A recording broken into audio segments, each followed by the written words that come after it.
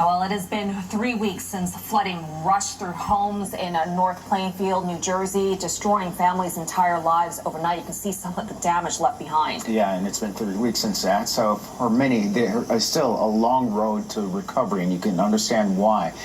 Katie Corrado spent the day today in North Plainfield to see how people are doing. We are on Sweetbriar Lane, which is essentially ground zero for this flooding.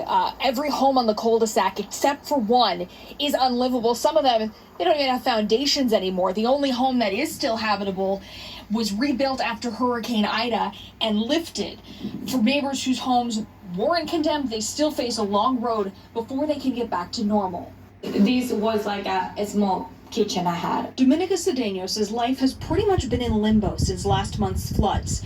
Her basement was destroyed, but she says she can't make any repairs until her insurance company approves her claim. I keep calling the company and they keep saying that it's going to take time. That's all I know. There is nothing I can do in the meantime. We first met Dominica and her husband the day after the flooding.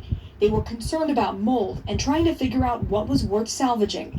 They've since had mold remediation completed, but Dominica isn't convinced it was done correctly. All the water came was up to here, so they didn't touch this. So now I'm really concerned about this, but once again, I can't do anything. Across the street, neighbor Luz Ramos is definitely dealing with mold in her basement. She and her husband are living on the top floor of their home and slowly chipping away at the cleanup. Bad, very bad. Everything get away, everything we have to throw away. We'll be working every day.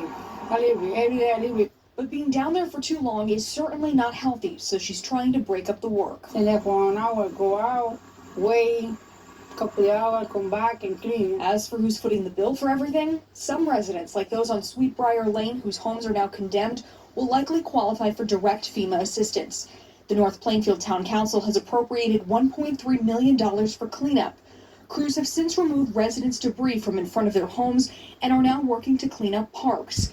Business Administrator David Hollid is hoping for help from the feds. We're tallying up the costs. We're providing those costs through to our Office of Emergency Management, who in turn is going to be sending those costs up to the county and the state level in the hopes that we'll be qualifying for some FEMA assistance. The town is holding a meeting for residents later this month with the state's Blue Acres program. That is the program Going to be sending those costs up to the county and the state level in the hopes that we'll be qualifying for some FEMA assistance. The town is holding a meeting for residents later this month with the state's Blue Acres program. That is the program that will buy back houses that were destroyed in flooding.